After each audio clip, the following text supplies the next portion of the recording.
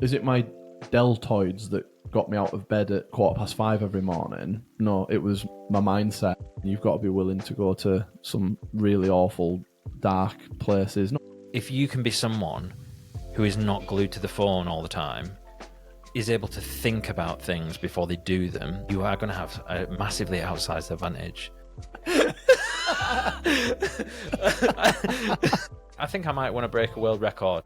Where do we start? One of the things that we talk about a lot is dopamine. Yeah. We've dropped that in a few times already. Yeah. Teased it in there. And actually, you gave me a question for my Ask Me Anything podcast the other day, and you said, what are some ways that you mitigate the negative effects of the dopamine drop after an event? Yeah. And let's go into that.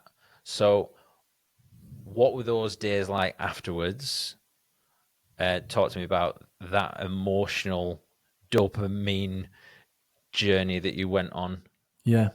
I remember my dopamine journey started with you on this podcast. My dopamine journey.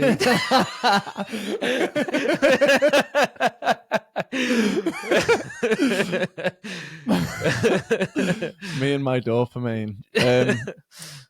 I learnt about it first time properly. I'd heard the phrase, didn't really know exactly what it was all about. I think I thought it was all about, you get dopamine when something's amazing. But actually, I've since learned it's the molecule of more. So it's kind of more, different. In fact, the book that I listened to is called The Molecule of More.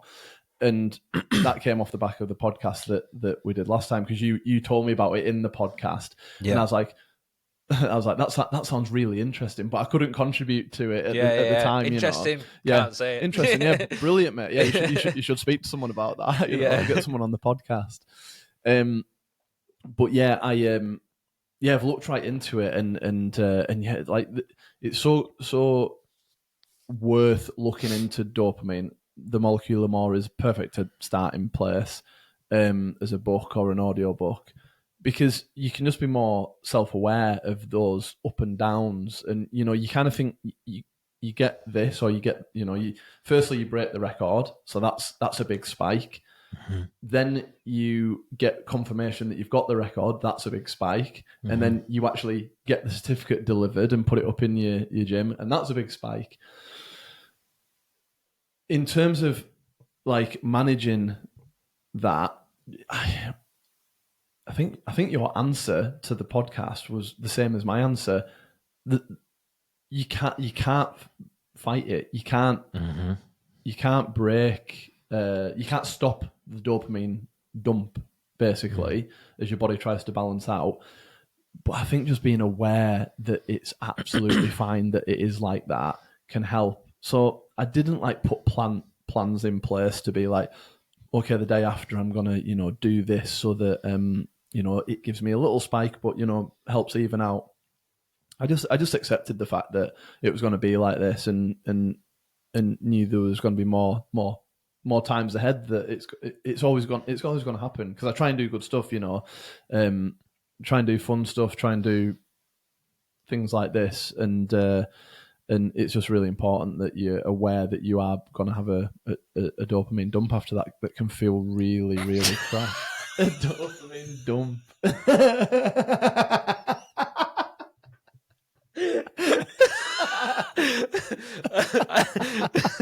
Did you have a dopamine dump this morning? Stay professional, Jez. Oh, brilliant. Keep that in. Yeah, fucking right. Oh, I've never thought about having a dopamine. So yeah. the title one way to manage it would be go to the toilet. Dopamine dump. So the podcast was going to be how to break a world record. Now it's Andy Allan's dopamine dump. Yeah. Oh, fucking hell. Yeah, and yeah, what we're talking about is that homeostasis, isn't it? What goes up must come down, and what. Yeah, I should have said that. Yeah, what I think is interesting is what we did talk about in the first podcast was the Barton Townley final. Oh yeah, where you were captain in Ulverston Rugby, and you won the final down at Raiders, and then you went to an event with that fella at the Coral Hall. Jason Robinson, ex-World Cup winning rugby union star. Yeah. And you said to him, you were asking him that feeling.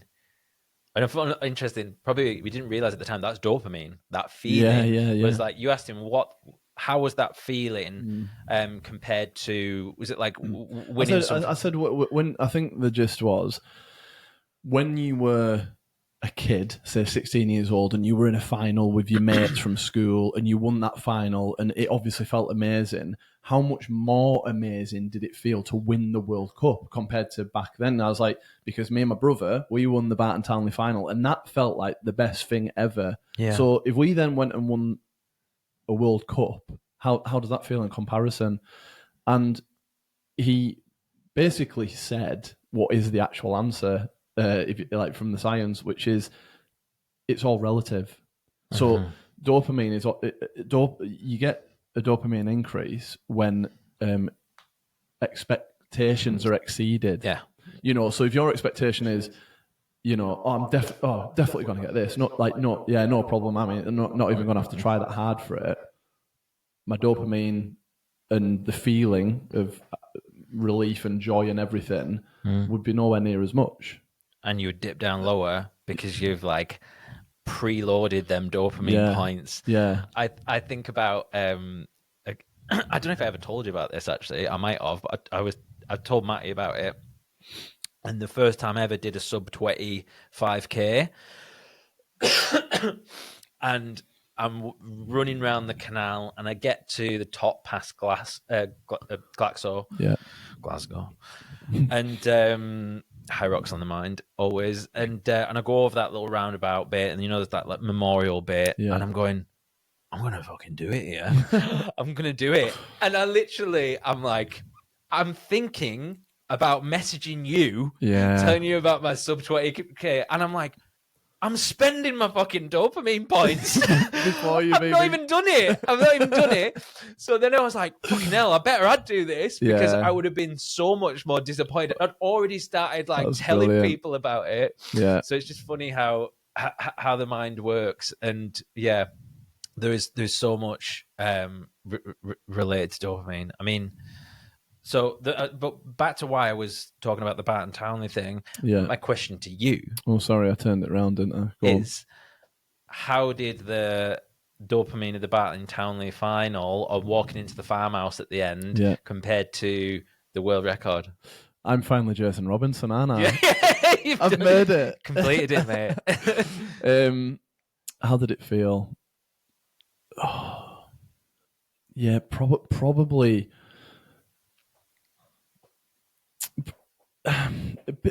I get very, very similar, but the feeling of winning the Barton Townley was just pure enjoyment, and then there's a big celebration coming up because everyone's partying about it, and you're with your mates, and that feels incredible. With this, the first feeling I had was relief.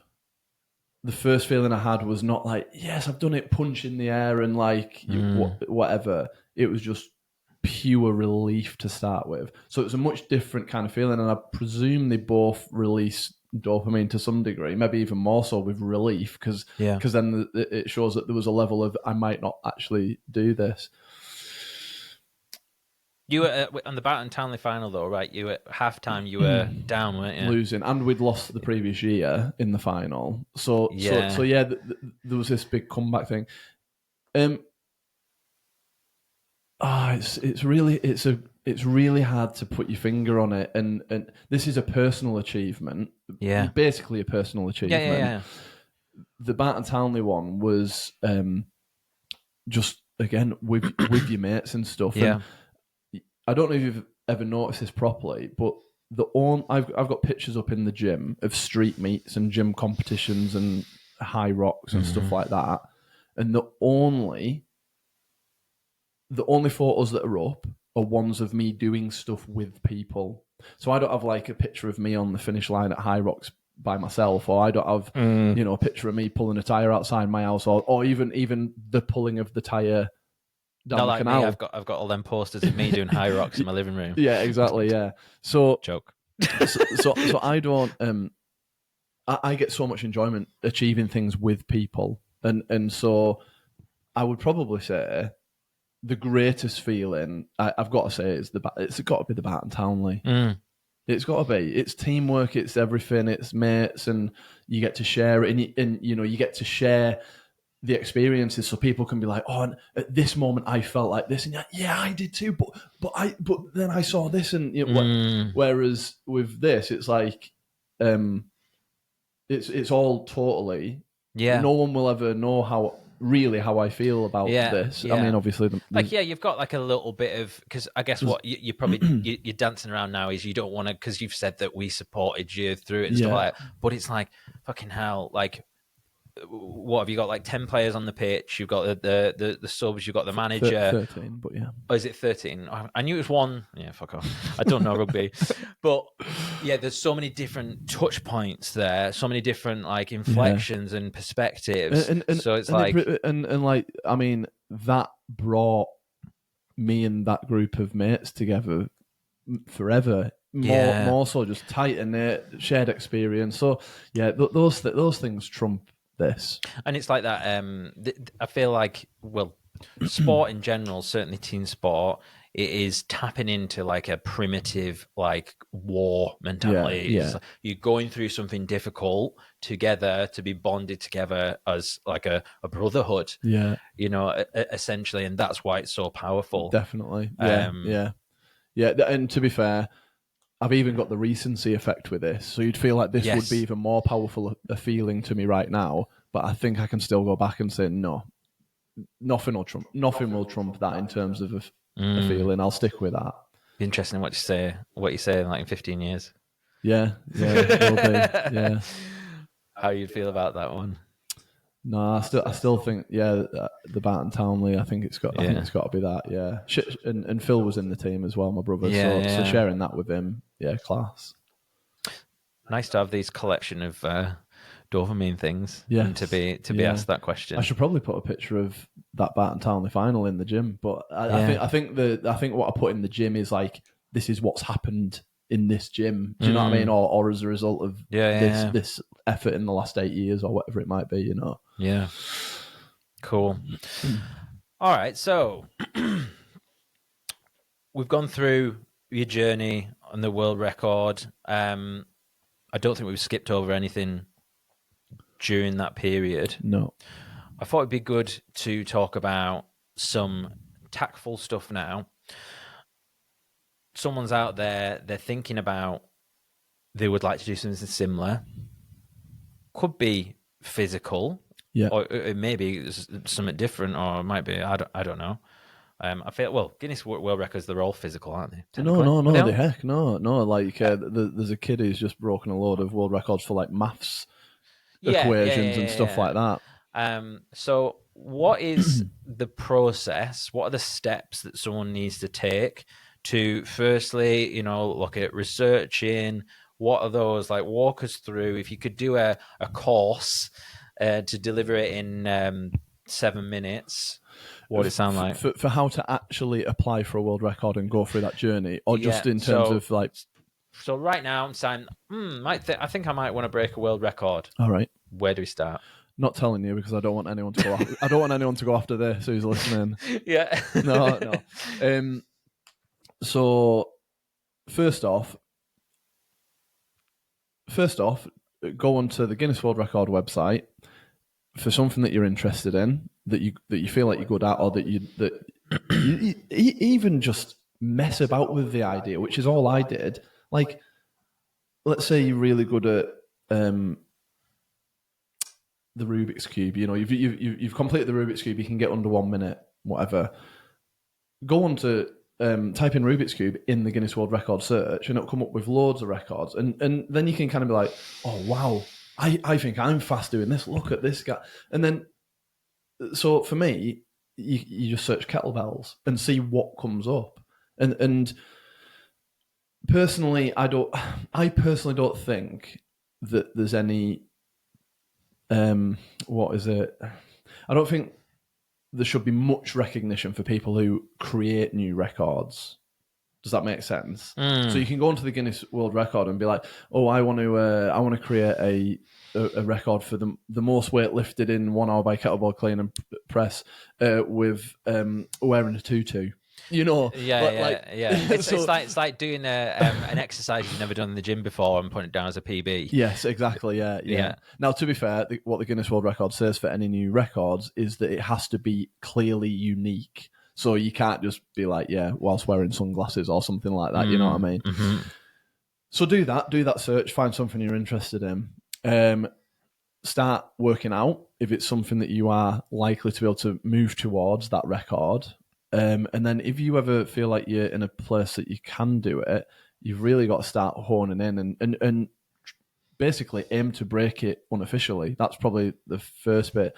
However, what happens is when you apply for a record, and I'll just tell you my journey basically. When I applied for the Turkish Get Up one, or I was interested in it, you've got to register your interest. So you search for it and you click on like apply for record.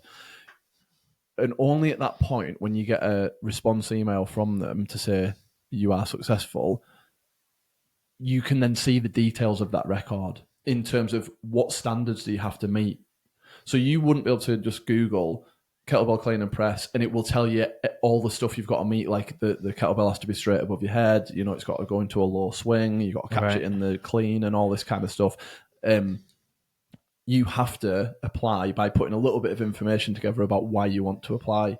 Interestingly, when I applied for this one, all I wrote in the justification was, I just want to see what the standards are. And, you know, I never said, oh, you know, I'm a dad of 3 who wants to inspire my children and all this kind of stuff. I just literally said that. Can you just give me access so I can have a look? Yeah. And I did. And then it's the application stays open. You kind of say when you want to attempt it. So you just put in rough figures. You can put a year away or something and it'll stay. It won't expire until after that date. If someone breaks that record or there's some other form of update, then you'll get an email saying there is an update on your world record. And that happened with the Turkish Get Up one. When Matey Boy in America smashed it and put it way out of sight, I got an email saying there is an update, and I was like, oh no, went on it, and lo and behold, put out of sight. And then you have to go through an extremely arduous journey of working out how you are going to capture the evidence, the relevant evidence. And there's a whole booklet about what evidence you have to capture. Now, if you want a world record judge there from Guinness World Records, it costs £5,000. So you can do that, and you'll have a guy in a suit and a tie with the world record badge, and he will stand there with his clipboard, and on the day he can give you this certificate if you break the record. You know, when if you see on the Guinness page, they post videos about people doing them, and they're always like professionally filmed and stuff. Is that like an upsell that you can pay for from getting to film it and everything as well, or is that? I'm not sure, to be honest, about the filming aspect. Yeah, they probably do have levels. I would say that the judge thing is that they deem which ones they want to sort of, you know, it's like getting it in the book. So I emailed them asking, now that I broke the world record, like what would I have to do to get it in the book? And if I'm being honest, I thought that they'd be like, oh, well, it costs £5,000 or something. Yeah. But they literally said, there's a team that we aren't allowed to contact that look at all the records broken. They think about themes that they want to go with that year, and it'll go in the book. And I think they said the cutoff is May for the. It's a bit like the New York Times bestseller list. Like it's selected by a board rather than actual, you know. So there's nothing I can do to see if I can actually get in the book, although I am on the website, obviously. Yeah.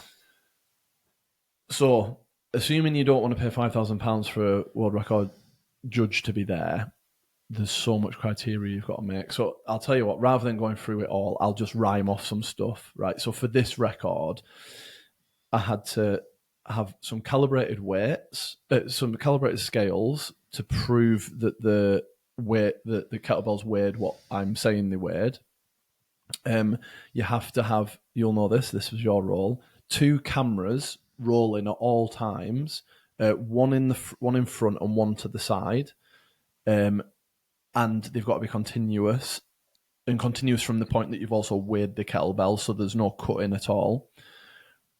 When you upload that to the website, you can't do it for a 1 hour video. There's not enough storage or whatever space to upload it, so you've got to break it into like 3 or 4 chunks. When you break it into 3 or 4 chunks, you've got to have a 5-second overlap on each video so that they can prove that there wasn't like a cut that's that's like dodgy or whatever. Mm-hmm.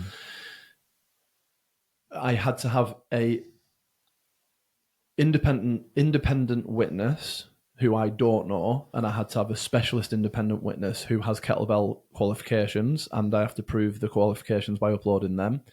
I had to submit social media posts, photos, the videos, extra videos of like the setup.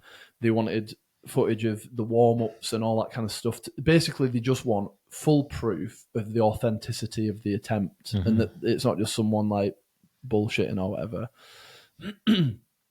And in the end, I uploaded. Oh yeah, and then witness statements from the judges, and anything like that. And in the end, I uploaded about 60 documents to the Guinness World Record website. That was me submitting it. It's in, and then basically it just takes a while for them to come back and approve it. And you don't necessarily need 7 backups. 7 camera backups. We had a lot of cameras. You had a lot of cameras going, but it just gave us that confidence that it was going to, that there wasn't going to be any outstanding factors that could have spoiled the attempt. Yeah, it was just like such a the thought of you breaking it and one of the cameras failed. Yeah. I would never live it down. Yeah, so that's why I had 7 cameras. But even within some of the rules, like the kettlebell judge, so it had to be someone that I don't personally know well, and it also had to be someone who didn't have something to gain from the experience. So, for example, Matty's probably, he is qualified to teach kettlebells, mm-hmm. but he wasn't allowed to be one of the judges because it was done in his venue where he could potentially commercially, get a little bit of advantage because, hey, we've got a world record breaker in our gym, So, there's so many hoops to jump through. And that was mainly Phil's job, my brother, to mm-hmm. try and control all of that. But again, we talk about learnings from the first one. There was so much so much effort and proper focus on, are we doing everything right? Are the cameras right and stuff? Second time round, mm-hmm. we knew what we were doing. We'd done it. Yeah. So it was, again, a more relaxed atmosphere around that, Yeah. Yeah, for sure. Even from my perspective, like doing the cameras and stuff, like my stress levels were probably like a heart rate zone down because just that experience is neurally so advantageous. Yeah. Just going back a little bit to talking about someone looking at doing a world record, what would you say a key indicator would be that it could be done? So let's say you attempted, I don't want to say attempted your record because I don't want anyone to go and break it. But if you did world record pace, and we should say a world record pace basically means using the weights and doing it at the pace that you would need to require. Would you say if you could do 20 minutes at it, would you think, oh, maybe I could do that? Or do you know what I mean? What you're looking for? I started with just 15 minutes, and then when I got to 20 minutes, I'm like, oh, I'm a third there. And to be honest, if you can do 20 minutes, you can do it. It's a weird thing. I mean, it's not easy. Mm-hmm. It's like the hardest thing you'll ever do, but mm-hmm. you can't. But it is achievable. The whole thing won't come as a surprise. Is it's all in the mind. It's all in the mind. Like physically, you've got to be able to do it, like avoid injuries and stuff like that. But is it my deltoids that got me out of bed at 5:15 every morning? No, it was my mindset. It was my brain that got me out and starts on the ski erg feeling absolutely knackered, and then before you know it, you're sort of like coming out of the gym like absolutely buzzing because you've had a really good session.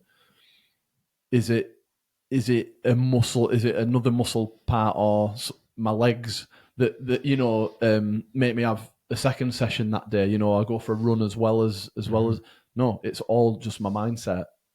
So yeah, the message there is that if you can do 20 minutes, which is probably going to be really, really, really hard to do, but if you can do 20 minutes at world record pace, it's all about then focusing on the mindset and just grinding it out. And you've got to be willing to go to some really awful, dark places. Not dark as in like, just like incredibly uncomfortable places to make yourself comfortable, as I've sort of alluded to. And when we talk about that, those dark places, I think what is that dark place is different for everyone. So, and this is something that I talked about on my podcast with Matty Green. Yeah. And I was talking about like zone 5 self-talk. And at the time, and I was talking about how when I did kettlebell thrusters, when I used to go to the classes when I first joined, I would get into this zone of self-talk where it's like, you're just a scared little boy, you're not good at this, that's why you never got picked for football, whatever. Like, not necessarily those things, but those feelings, the feeling of kind of taking me back to that place. So this is why I mentioned like that suck zone, that like minging zone is going to be different for everyone else. So firstly, to do with how you relate to that feeling and your past experiences and your trauma and whatever, but also how many times you've been in that zone. Yeah. Because what's cool is I don't get that anymore. Yeah. Or I might get it in a different way or something, and it's just fascinating. Like the last time I got something like that, actually, I haven't had it for a long time, was when I did the High Rocks doubles and I missed that lap. Oh yeah, of course. And so if anyone listening, knew the High Rocks were screwed for the rest of the race. So I'm second lap in, and I basically told my partner we needed to go in. We needed another lap, and then after I realised, it was like that feeling in my stomach, and that was just like and I hadn't had it for so long, and it just came back there. Yeah. You're not good enough, and so. Reason I say this is because we were talking about going to that dark place, and just how you said like when you said, oh, it's not quite dark, I thought it'd be interesting to say I think it's different for everyone, so that feeling could take someone back to something really dark. Well, doesn't David Goggins says that his self-talk is like thinking about the haters and what they're saying and like proving them wrong and stuff. I don't try and do it. It is all from a positive place. The only time that I can remember where I've said to myself, it wasn't you're not good enough. It was just, you're not going to be able to do this, was that first attempt when I was 20 minutes in, 30 minutes in, and I was like, no chance that I can get through this. Yeah. But again, the reason I've got that chart of my heart rate up on the wall is to remind myself of that feeling of, you are not going to be able to do an hour anywhere near this pace, and I still did it. Like that is like the learning from that is crazy, because it just makes you feel like, yeah, I can go really, really dark and minging and come out better for it, Yeah. reminds me actually when we did have that chat last time, we talked about this. We talked about motivation. We talked about David Goggins using his mixtape of people haters on the internet to G him up. And I was asking you about your motivation, and I think probably at that time in my life, I was using like toxic motivation to propel me forward because I'd been through a painful experience.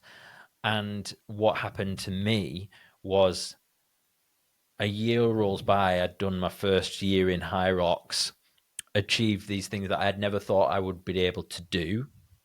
Like the sub 25k or whatever.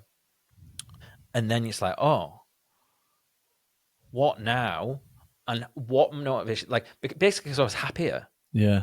And I'd let go of a lot of that stuff that I was hurt about. So then you go, okay, so what's motivating me now? And I do feel like in a roundabout way, I've kind of like landed like almost 2 years later in a much more holistic approach. I mean, yeah, all right, deep seated, what's driving you? There's something else going on there. Yeah. But in terms of that, like initial kind of like, if I was struggling to get through a workout now, I wouldn't start thinking of like people who had wronged me or, no. It would be the same. Like, and I think there are just levels.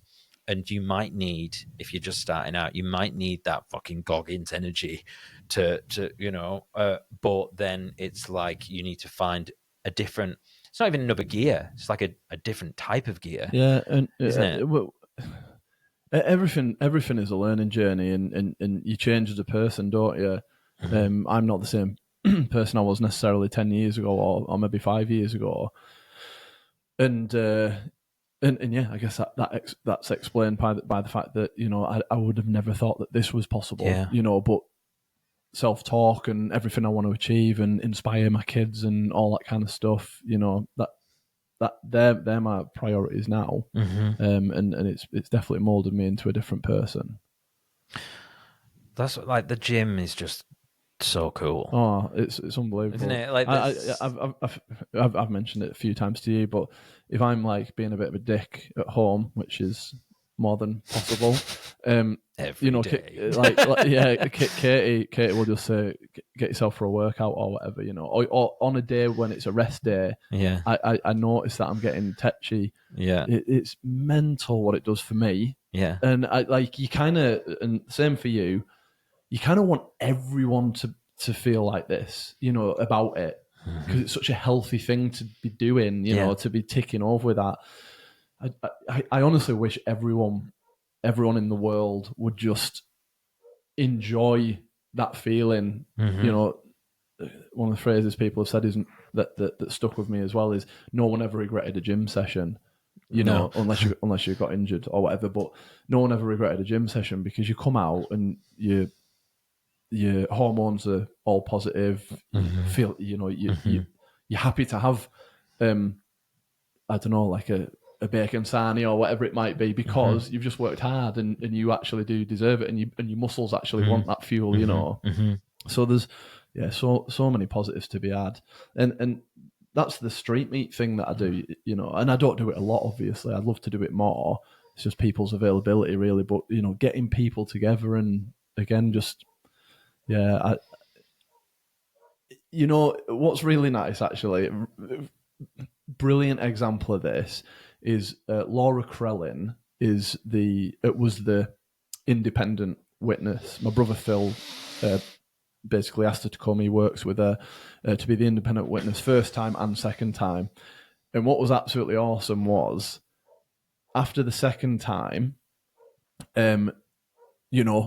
gave Daniel a hug, gave her a hug, thank you so much. And then she went and joined the gym session at CSC that was just about to start or going on. And I was like what are you doing? What are you doing? And she's like, oh, I joined after the first attempt. I joined the gym because of you, basically, or I'll take some credit. She said something along those lines, and I was just like, that's mega. That is so good. Just like that doing something like this, even failing it, was enough to make someone like do like better their lives. And so I absolutely love that kind of thing. That's awesome. I seen her last night, actually. She's still there. Is she still there? Yeah. Good. But that's what it's all about, isn't it? And and I feel like I probably wouldn't have got into High Rocks if it weren't for you. I don't think I probably wouldn't have gone to Cumbria Strength and Conditioning if we hadn't had that chat. Maybe I would have, but do you know what I mean? I wonder what's going to change off this chat. Yeah, because a lot changed after that first one. I started fully doing cold exposure and all that kind of stuff. Threw myself into a few other things, obviously. And then like you say, you did High Rocks and Cumbria Strength.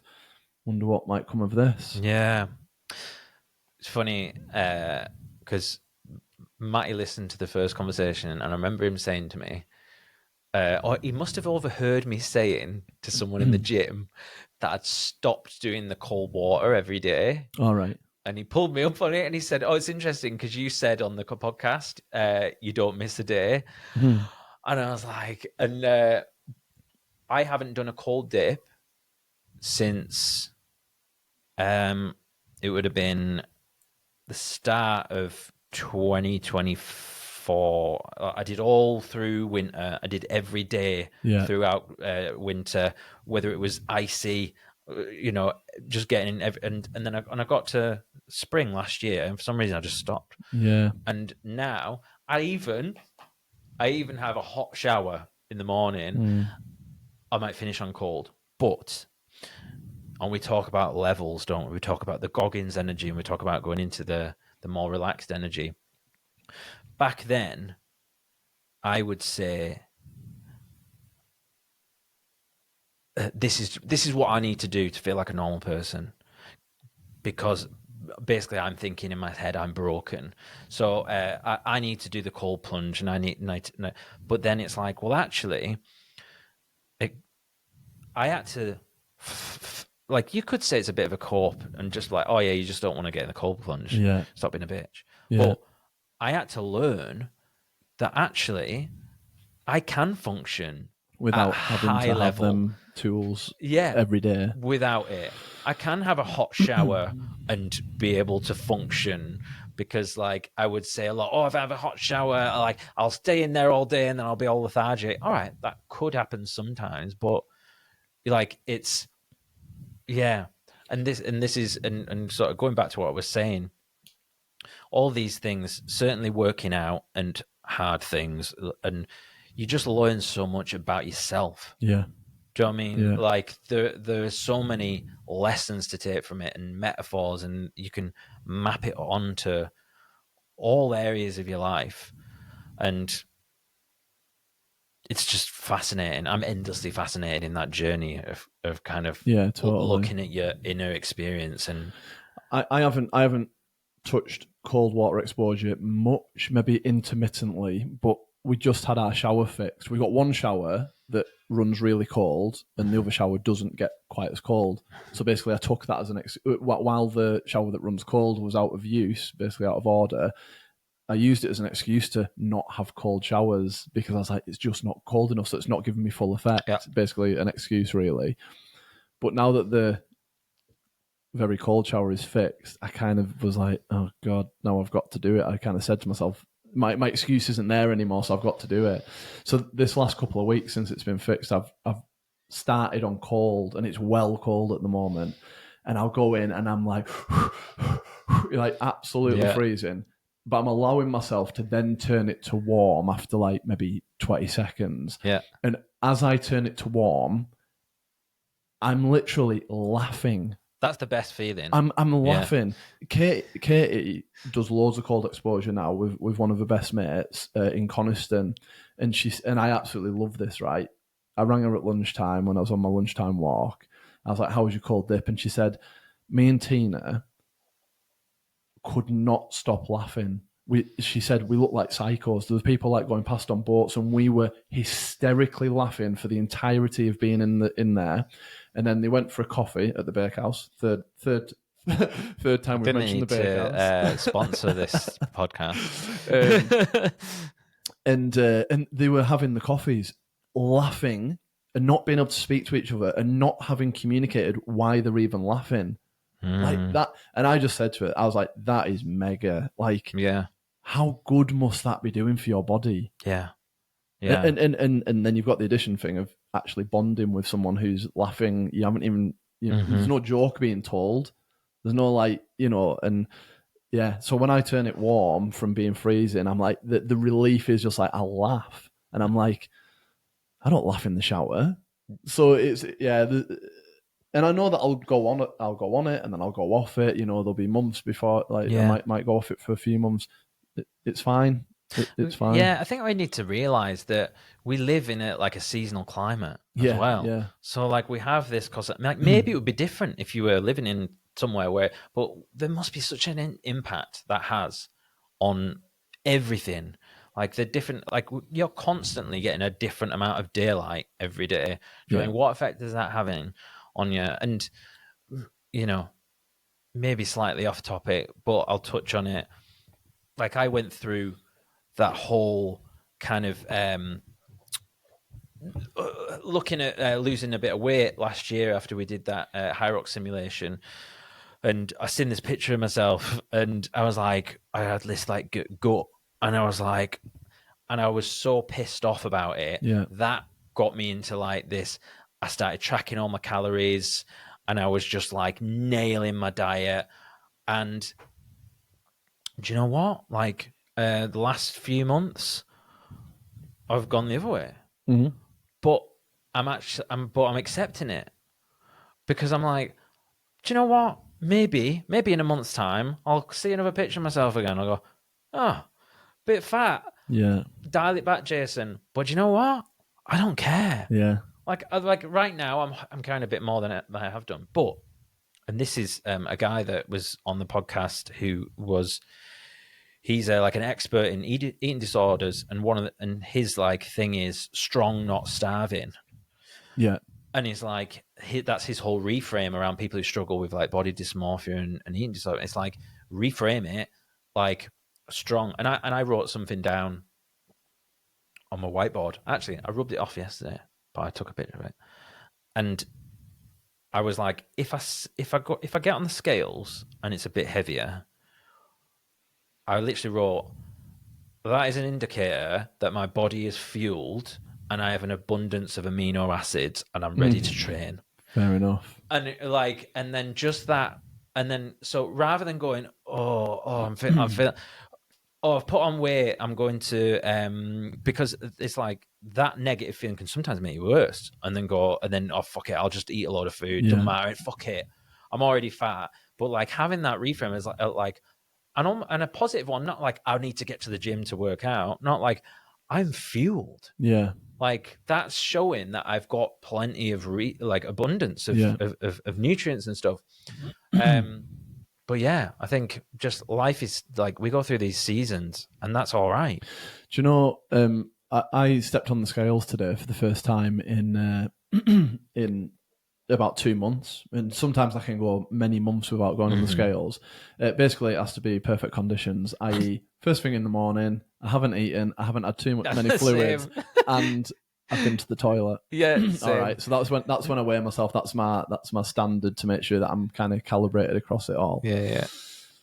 But I stepped on it and I was 90.9 kilos, so 91 kilos, and I've been around 91 for quite a while, like up to 92, back down to 90. Back in summer last year, I think I dropped down to like 86 or something, so quite a lot off me.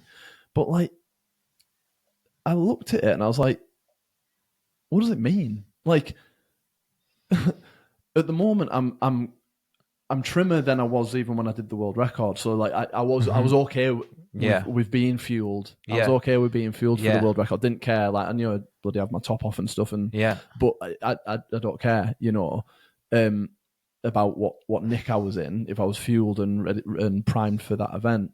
But now I'm like trimmer, but I'm also stronger. So I'm like, I've got probably a bit more muscle mass, but I'm trimmer and I'm at the same weight as I was when I did that. So I'm just like, oh God, I don't, there's no point in me weighing myself. Like if my goal was to plow muscle on and like try and get really big and eat loads, then yeah, I'd obviously be interested in that as a metric. Yeah. Or if I'm thinking I want to get proper slim so I can get a sub whatever run, then I'd probably measure that. But I honestly don't know if 86 kilos in summer or 92 kilos last month or 91 now.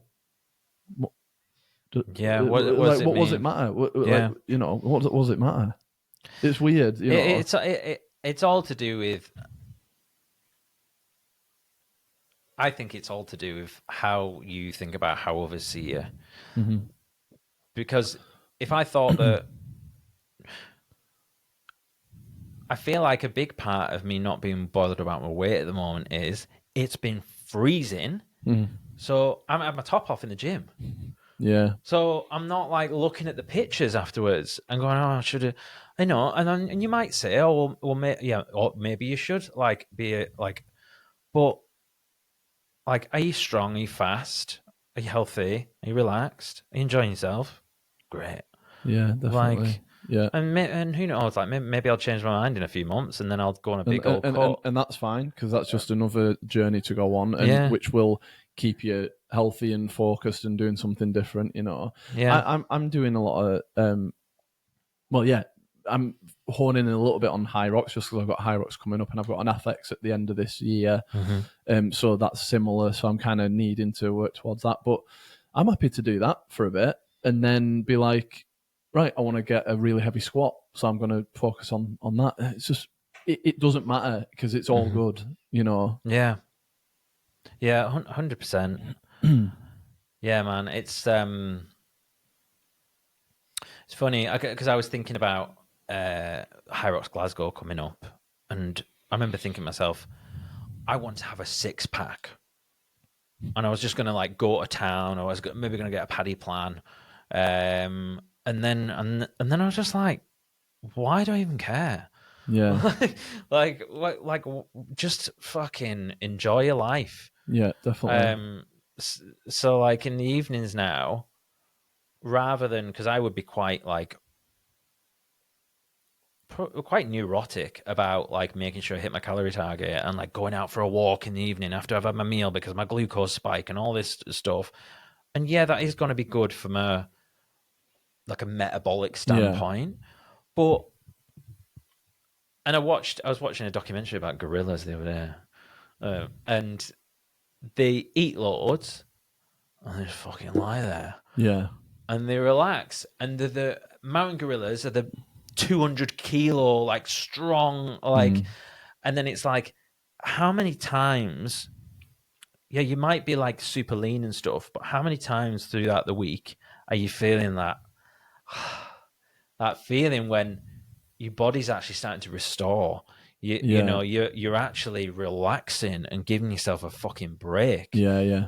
But again, there are different levels to this. People are at different stages. Some people sit on the sofa too much. Yeah, of course, yeah. And those people, you know, do need to up the game big time, you know. Yeah. Whereas, you know, like exactly what you said, I have a treat, like at least twice a week. You know, I try and make it twice a week, but at least twice a week I'll have a treat, which might be like on Monday. In fact, on Monday I brought my midweek treat, which would normally be sort of Wednesday, Thursday, to Monday, and I was like, screw it, I'm going to have my tub of Ben and Jerry's, and I had a tub of Ben and Jerry's, you know, on that night, and I was like, but I won't have anything later on. So it's all in proportion, but there is always a bit of me that's like, I could be in even better condition if I could just like cut that out. But why? I'm like a dad of 3, and I've done something pretty impressive recently, and I'll continue to do things like this, not necessarily another world record, but I'll continue to do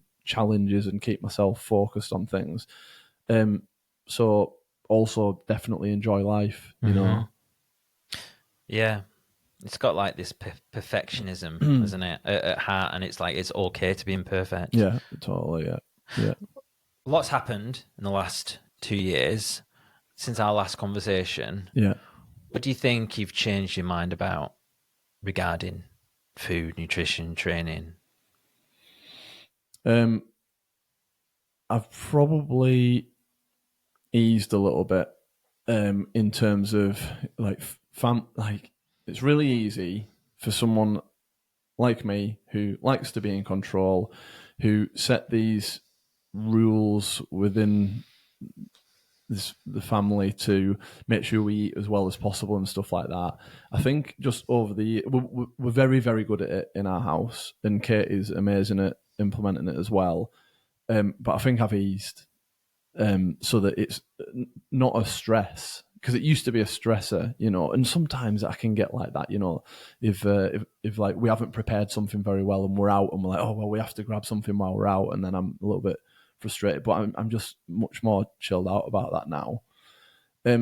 Well, I guess one of the things that's changed is my oldest child, who's 12 now, he's got a phone and he's got a bit more freedom and stuff like that, and is in the age of social media and stuff like that. So one of the main focuses is to not let them things negatively impact him, and then setting that stall out for my other two kids as well. So, for example, technology screens, should I say, go off in our house at 6:30. You know what I mean? That's the expectation. We have a limited amount of screen time on his phone.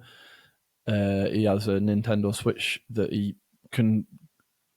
sometimes goes to, sometimes doesn't. He can go months without it, but when he does, then he has to make a deal, which is sacrificing some phone time for some Nintendo Switch time and stuff like that.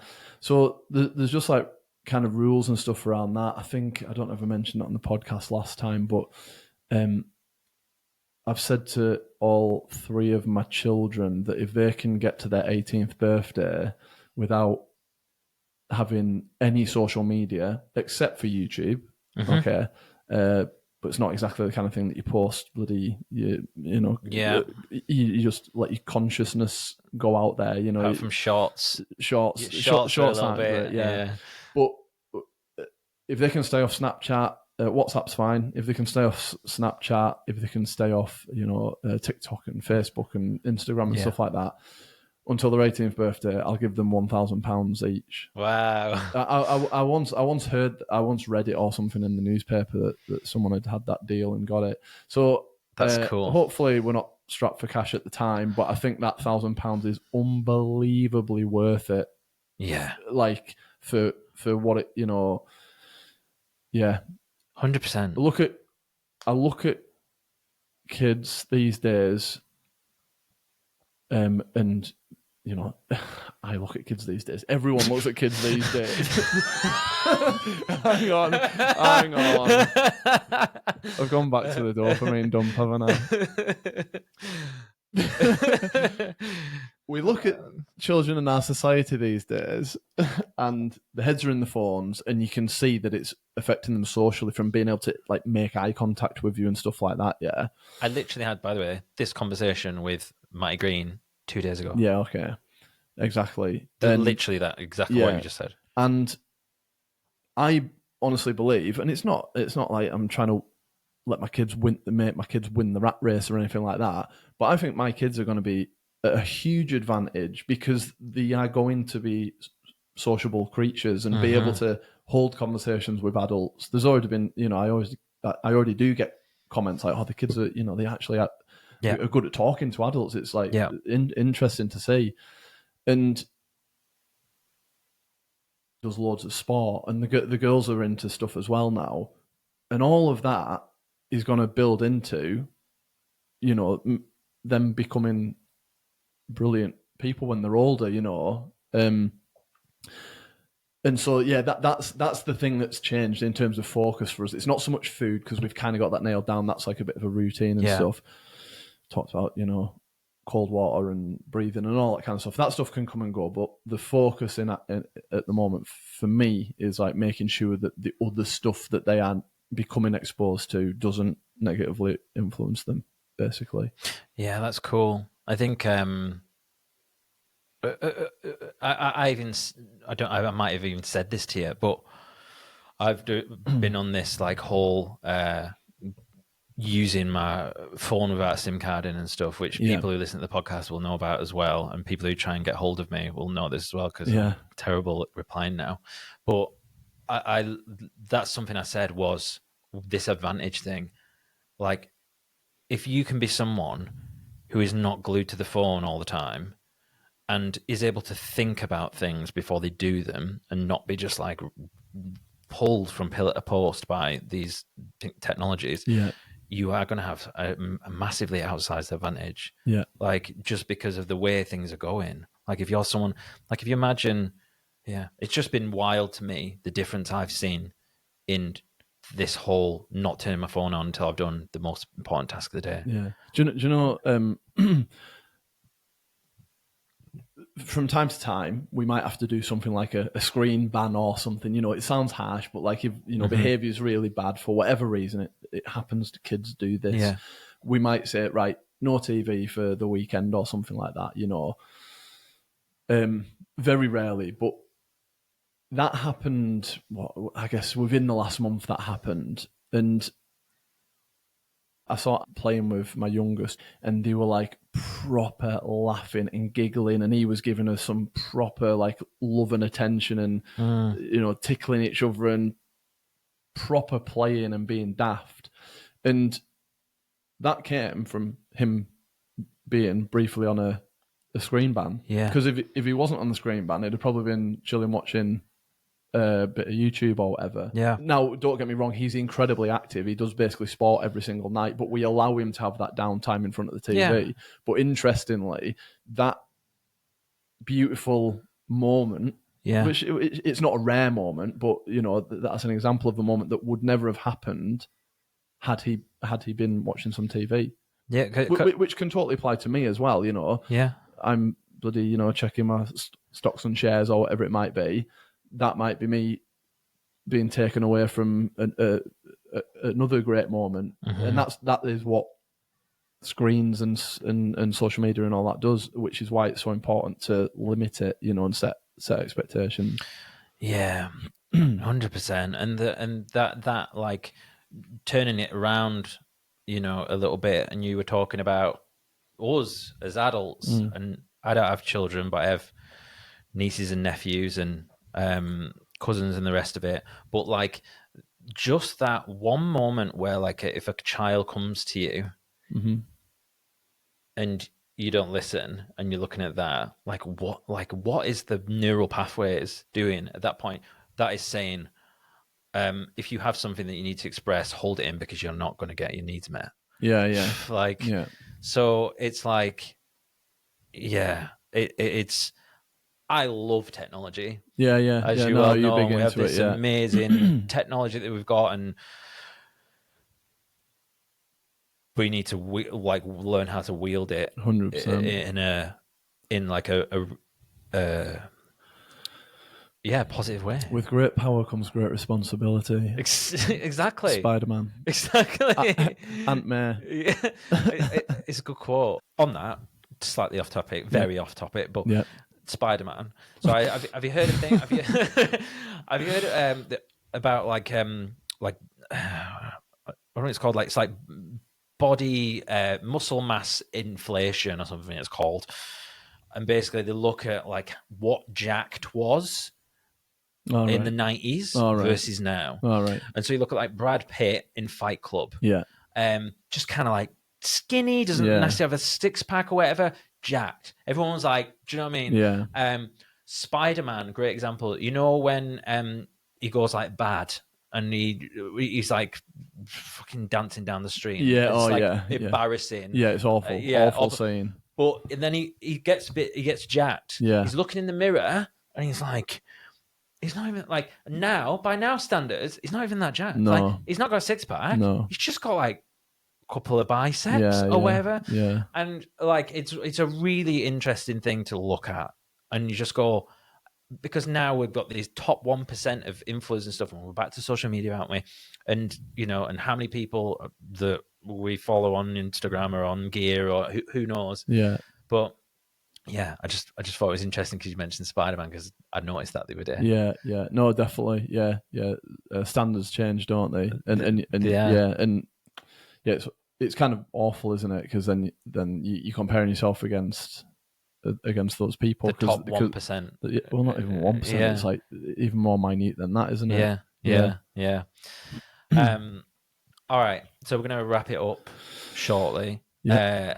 I thought I would ask you, what do you think you've learned about yourself in the last since our last podcast? What's the one lesson that you've taken from life? Um.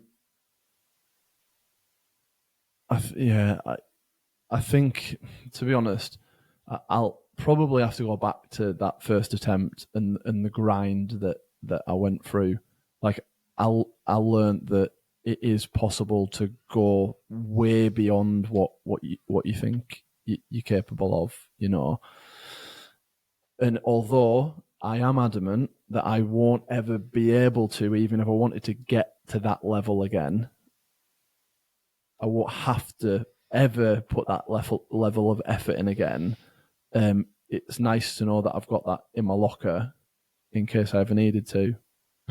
From a physical performance perspective, but mainly from a mental resilience point of view.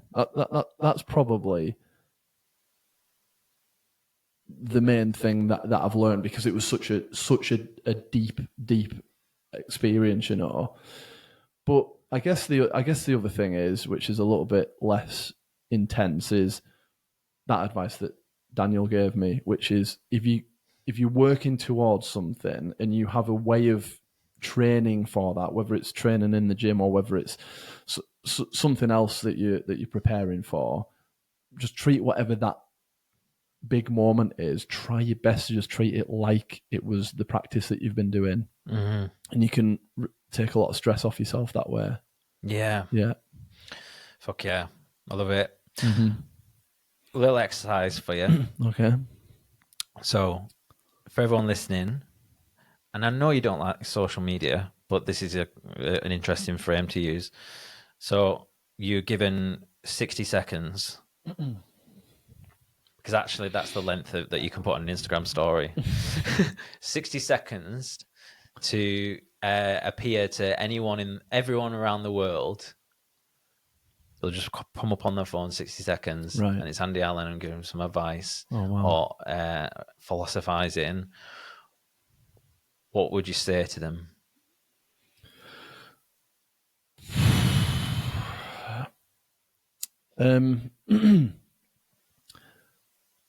God, I'm going to make a hash of this, but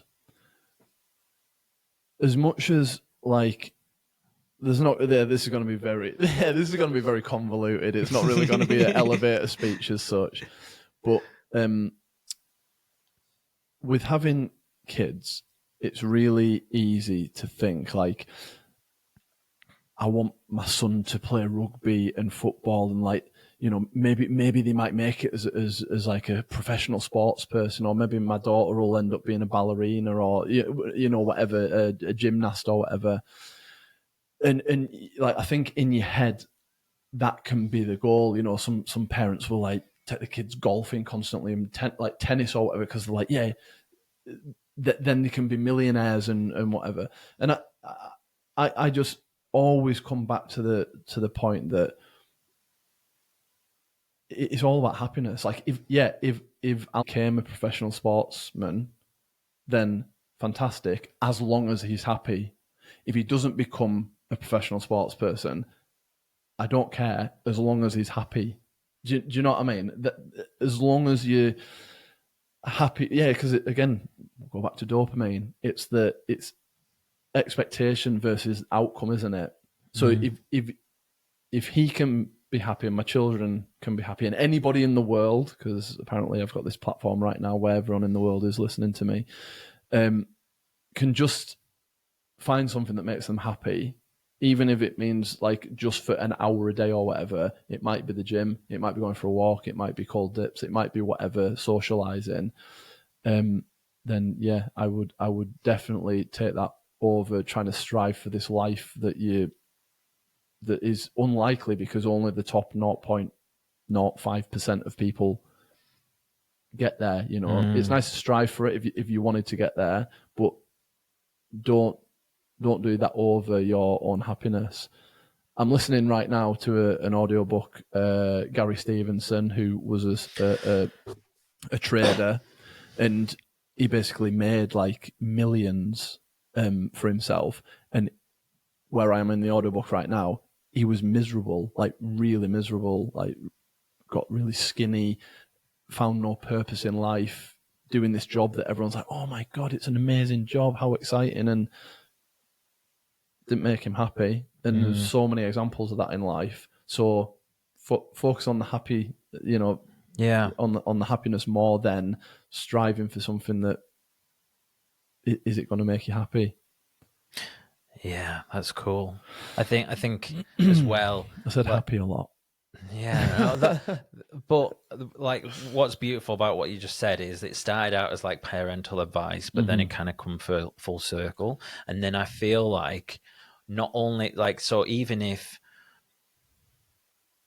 let's say you don't even have kids, but how could you apply that to yourself would be, because some people are doing it for someone else. Some people are doing that because of a parental figure. They're doing something they're not happy with because of a parent who wasn't like you, who wanted them to do something they never wanted to do.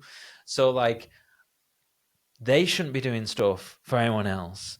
Like, it's got to be, and like, I'm big on intuition and trusting your gut and just going with, you know, whatever it is, like the thing that makes you a bit weird or whatever, that don't try and hide it. That's your fucking superpower. Yeah. And that's something like I'm trying to learn about myself as well. Not stopping taking on other people's opinions of me. It's like whatever way that river's going, follow it. Yeah. And like, fuck everyone else. As long as you're not doing any harm. No, yeah, exactly. Yeah. Like, and we talk about like having outsized returns or having an advantage. That's going to give you an advantage is when you're able to listen to your intuition. Yeah. I think you do that really well. You just fucking go. And it's cool. I love it. Listen, mate, this has been awesome. The last couple of years have been amazing. Since we sat down that first time, we've become really close. Really close, yeah. And it's just been fucking great. And it's, you know what, mate? Like, I never had a big brother. And like, and you and Phil have kind of been like that for me. So like, it's been really beautiful. So thank you. And everything you do is inspiring I know is inspiring to other people. It's inspiring to me. Yeah, it's fucking awesome. I really appreciate that, mate. And yeah, love you lots. Love you too. Do you want to direct anyone to any of your stuff? Because I know you're not really big on socials. If they want to find out anything about you. The only thing that would be nice for people to have a little dabble with would be going on the Mixcloud for the mix that I made for the world record attempt. If anyone fancies to listen to that, if you now want to do some, you know, that maybe this has motivated people to get in the gym, why not have a listen to that mix as well? Because it certainly motivated me to a world record, so it might motivate you to a few sessions in the gym. Fuck yeah. I'm going to stick it on. I'm going to have a go. Sweet. All right, mate. Nice one. Nice one, mate. Thank you. Hey guys, it's me. Thank you so much for watching that episode and congratulations for making it all the way to the end. I really appreciate it. A few things before you get going. If you haven't already, please do subscribe. And if you enjoyed this episode, the kindest thing you can do for me is to share it with a friend or family member. Don't forget to check out the show notes for links to both my guests and myself. And if you made it this far, why don't you drop me a DM?